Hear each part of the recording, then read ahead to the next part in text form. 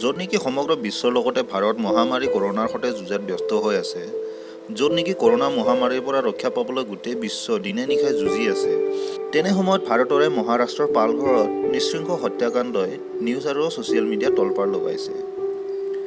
য'ত নেকি এই মহাসংকটৰ সময়ত সকলো মানৱীয়তাৰ চিনাকি দিয়া উচিত, সেই সময়ত এই নৃশংস হত্যাকাণ্ডই দেশ আৰু দেশবাসীৰ মনত প্ৰশ্ন জগাইছে যে বিশ্বত সুনাম গঢ়িব পৰা ভাৰত এতিয়াও কিমান উন্নতিৰ পথত। ঘটনাটো আজিৰে পৰা প্ৰায় 10 দিন আগতে 16 এপ্ৰিলৰ নিশা মহাৰাষ্ট্ৰৰ পালঘৰৰ ট্ৰাইবেল গাঁও এখনত সংঘটিত হয়। ঘটনাৰ বিৱৰণী মতে 16 এপ্ৰিলৰ দিনাখন দুজন সাধু সন্যাসী তেওঁলোকৰ বৰিষ্ঠ সন্যাসীৰ মৃত্যুৰ ক্ৰিয়াকৰ্মত চামিল হ'বলৈ মুম্বাইৰ পৰা গুজৰাটৰ চুৰতলৈ ৰাওনা হৈছিল। লকডাউন চলি থকা বাবে পুলিচে তেওঁলোকক হাইৱে হৈ যোৱাত বাধা দিয়ে আৰু তেওঁলোকে গাঁৱলীয়া ভিতৰীয়া ৰাস্তাৰে যাবলৈ সিদ্ধান্ত লয় আৰু তেনেকৈয়ে তেওঁলোকে পালঘৰৰ সেই গাঁও পায়গৈ।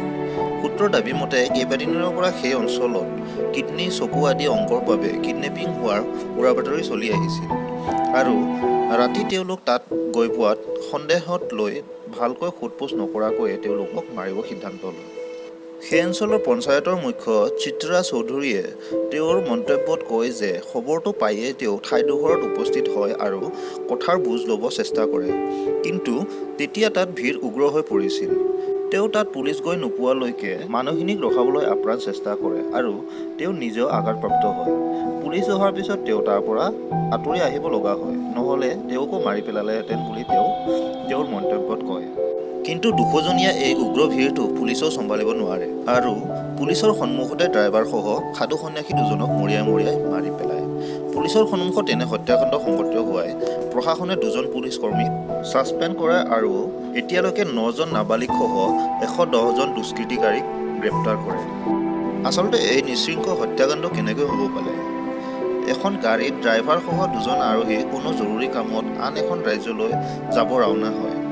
তেওঁলোকে যোৱাৰ আগতে এনে লকডাউনৰ সময়ত তেওঁলোকে পুলিচৰ পৰা বা কোনো ব্যৱস্থাৰ পৰা আন এখন ৰাজ্যলৈ যোৱাৰ অনুমতিৰ লিখিত পত্ৰ বা চাৰ্টিফিকেট লৈছিল নে নোলোৱাকৈয়ে গৈছিল?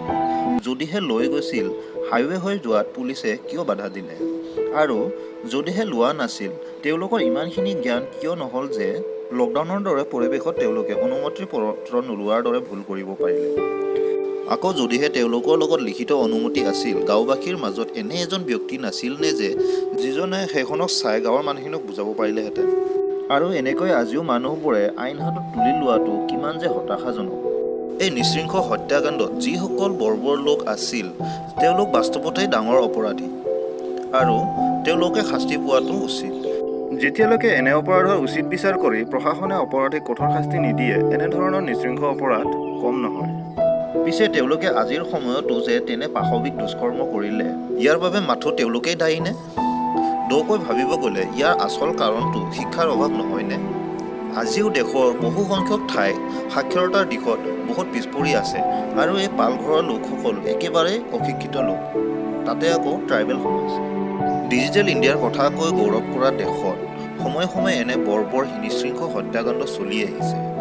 এই ঘটনাই আমাৰ অসমতে হৈ যোৱা অভিনীলৰ হৃদয় বিদাৰক ঘটনাটোক সোঁৱৰাই দিছে। ইয়াৰ লগে লগে মহলদৈত হোৱা বৰ্বৰতা আৰু বিভিন্ন ৰাজ্যত বিভিন্ন ঠাইত এনেকৈয়ে নিৰ্মম নৃশংস হত্যাকাণ্ড হৈ আহিছে। মন কৰিব লগা কথা এইটোৱে যে ইয়াৰে প্ৰায়ভাগ ঘটনাই পিছপৰা সমাজ, য'ত শিক্ষা বা চৰকাৰৰ প্ৰশাসনৰ নজৰ গৈ নাপায়, তেনে ঠাইতে হোৱা দেখা যায়। প্ৰতিটো ঘটনাতে দেখা যায় অপৰাধী শিক্ষা আৰু আধুনিকতাৰ পৰা বহু নিলগত থকা। তেওঁলোকক এবাৰ কোনোবাই উচতাই দিলেই আচল কথাৰ নোলোৱাকৈ বহুতো হিংস্ৰ কাম কৰি পেলাব পাৰে। এনে ক্ষেত্ৰত আমি দাবী কৰিব পাৰোঁ যে সময়ে সময়ে হৈ অহা এই ঘটনাবোৰত চৰকাৰ, প্ৰশাসন আৰু শিক্ষা ব্যৱস্থা যথেষ্ট দায়ী, যাৰ অভাৱত আজিও সেইবোৰ সমাজত অবুজ আৰু বৰ্বৰ হৈ আছে। আৰু সাধাৰণ উৰাবাতৰিৰ আলম লৈ কোনোৱে উচতনি দিলেই তেওঁলোকে হিংস্ৰ হৈ বৰ্বৰতাৰ চিনাকি দিয়ে। যিখন দেশত বাৰেবৰণীয়া সংস্কৃতিৰে সকলো একেলগে থাকি একতাৰ গান গোৱা কথা কোৱা হয়, য'ত নেকি এক ৰাষ্ট্ৰৰ গান গোৱা হয়, একতাৰ পৰিচয়েৰে বিশ্বত নিজকে উদাহৰণস্বৰূপে স্থাপিত কৰি বিশ্বগুৰু হোৱাৰ সপোন দেখা যায়, সেইখন দেশতে আকৌ প্ৰতিটো ঘটনাৰ মাজত সাম্প্ৰদায়িক জাতিবাদ, ধৰ্মীয় বিভেদৰ কথা সোমাই দি সাধাৰণ মানুহৰ মাজত হিংসা বঢ়ায়। এইখন দেশতে কেইদিনমান আগতে নিউজ চেনেল পৰ্যন্তও কৰোনা মহামাৰীক ধৰ্মৰ তোলাচনীত তুলি দিছিল। এনে এখন দেশত এনেবোৰ নৃশংস কাণ্ডত ৰাজনীতি, জাতি বা ধৰ্মক সোমাই দি হিংসাৰ সৃষ্টি কৰা তেনেই সাধাৰণ। মহাৰাষ্ট্ৰৰ পালঘৰৰ হত্যাকাণ্ডটো একেটাই কথা। এই ঘটনা সন্দৰ্ভত ভিন্নজনৰ ভিন্ন মন্তব্য। বহুজনে পুলিচৰ ওপৰত প্ৰশ্ন উত্থাপন কৰিছে, ৰাজনৈতিক দলে ৰাজ্য চৰকাৰৰ ওপৰত প্ৰশ্ন তুলিছে, কোনোৱে আকৌ এই ঘটনাক সাম্প্ৰদায়িক ধৰ্মীয়তাবাদৰ তালৈ লৈ গৈছে। ছ'চিয়েল মিডিয়াত এনে উৰা বাতৰি অতি সোনকালে প্ৰচাৰ হ'ল। বহুতো লোকে হিন্দু বিৰোধী সংগঠনৰ কাম বুলিও প্ৰকাশ কৰিলে। কিন্তু পিছলৈ এই কথা স্পষ্ট হয় যে সেই অঞ্চলত একে সম্প্ৰদায়ৰে লোক বসবাস কৰে আৰু তেওঁলোক কোনো মুছলমান ধৰ্মীয় মানুহ নহয়। সকলোবোৰ ট্ৰাইবেল সমাজৰ লোক আৰু হিন্দু সমাজৰে লোক। সাক্ষৰতা বুলিবলৈ তেওঁলোক তেনেই পিছপৰা। এই কথা মুখ্যমন্ত্ৰী উদ্ধৱ ঠাকৰে স্পষ্টকৈ কয় আৰু তাক লৈ বিবাদ সৃষ্টি নকৰিবলৈ বাৰে বাৰে আহ্বান জনায়। এইবোৰ ঘটনা আজিৰ যুগত হোৱাটো সঁচাকৈয়ে বৰ দুখৰ কথা, লাজৰ কথা। সকাহৰ কথা এই যে দেশত সঘনাই নতুন নতুন ঘটনা বা সমস্যা আহি থাকে বাবে নতুন সমস্যাটোৱে পুৰণিটোক পাহৰাই দিয়ে। কিন্তু এয়াতো ভাল লাগিব লগা কথা নহয় যে নতুন সমস্যাই পুৰণিটোক পাহৰাই পেলাইছে। প্ৰতিটো সমস্যা বা ঘটনাই আমাৰ সমাজত প্ৰভাৱ পেলায়। যেতিয়া অভিনীলৰ ঘটনাটো হ'ল, তাত কেইজনমান দুষ্কৃতিকাৰীৰ মিছা মতলবৰ বাবেই অভিনীলৰ প্ৰাণ গ'ল। ৰাজ্যৰ সীমা, দেশৰ সীমা পাৰ হৈ দেশ বিদেশৰ মানুহে অসমক ক্ৰিটিচাইজ কৰিলে আজিৰ যুগতো এনে অন্ধবিশ্বাসত মানুহে এনে বৰ্বৰতা কাম কৰে বুলি। তেনেকৈয়ে ৰাজ্যৰ লগতে দেশ বিশ্বৰ আগত অপমানিত হ'ল, যিটো এই পালঘৰ ঘটনায়ো কৰিলে। অসমতেই অভিনীলৰ ঘটনাই কিমান ভয়ংকৰ প্ৰভাৱ পেলাইছিল কোনো চাগে পাহৰিব পৰা নাই। কেইজনমান মতলবী লোকৰ বাবে এহাল প্ৰকৃতিপ্ৰেমী ডেকা ল'ৰা নিজ ৰাজ্যতে প্ৰাণ দিব লগা হয় আৰু দুটা বেলেগ সম্প্ৰদায়ৰ মাজত হোৱা ঘটনাই সাম্প্ৰদায়িক ভেদভাৱৰ সৃষ্টি কৰে। এই ঘটনাটোৰ পিছতে গোটেই কাৰ্বি জাতিটোক অসমীয়া সমাজে ঘৃণা কৰিব ধৰিলে। বহুতে গোটেই ট্ৰাইবেল সমাজকে সমালোচনা কৰিব ল'লে। তাকে দেখি এছাম ট্ৰাইবেলো প্ৰত্যুত্তৰ দিবলৈ ল'লে। সেই ঘটনাই ইমানে বেয়া প্ৰভাৱ পেলাইছিল যে এছাম জ্ঞানী লোকে আকৌ গুৱাহাটীত পঢ়ি থকা কাৰ্বি ল'ৰা ছোৱালীকেইটাক মাৰিবলৈ আগুৱাই গ'ল। সকলোৱে যেন নিজৰ নিজৰ ভিতৰৰ পিশাচবোৰক জগাই ল'লে। এনেধৰণৰ ঘটনাবোৰে এনেকৈ সমাজত একোটা বেয়া প্ৰভাৱ পেলাই আহিছে।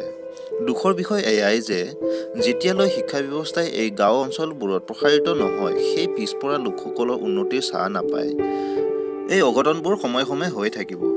আৰু প্ৰশাসন, আইন ব্যৱস্থাই যদি এই অপৰাধবোৰত কঠোৰ শাস্তিৰ ব্যৱস্থা নলয়, তেতিয়ালৈকে এইবোৰৰ পুনৰাবৃত্তি হৈয়ে থাকিব।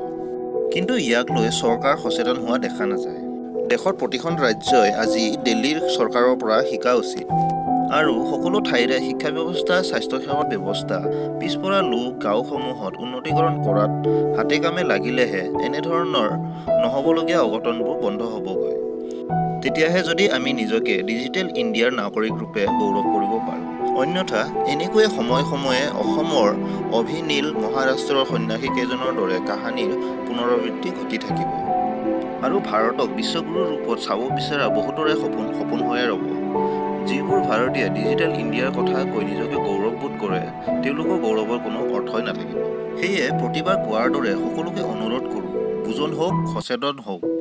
উৰা বাতৰিয়ে বহু হানি কৰে, সেয়ে উৰা বাতৰিক বেছি প্ৰশ্ৰয় নিদিব আৰু উৰা বাতৰিৰ পৰা নিজকে দূৰত ৰাখি নিজক আৰু সমাজখনক এনেধৰণৰ অমানৱীয় দুৰ্ঘটনাৰ পৰা আঁতৰাই ৰাখক। বন্ধুসকল, আজিলৈ ইয়াতে সামৰিছোঁ। ভিডিঅ'টো ভাল পালে লাইক আৰু শ্বেয়াৰ কৰিব আৰু কিবা কমি বেছি থাকিলে কমেণ্টেৰে জনাওক। যদি এতিয়ালৈকে মোৰ চেনেলটো ছাবস্ক্ৰাইব কৰা নাই, ছাবস্ক্ৰাইব কৰি বেল আইকনটো ক্লিক কৰি দিয়ক, যাতে মোৰ আগন্তুক ভিডিঅ'বোৰৰ ন'টিফিকেশ্যন পায়। শেষত সকলোৰে সুস্বাস্থ্য কামনা কৰি আজিলৈ এৰিছোঁ। নমস্কাৰ।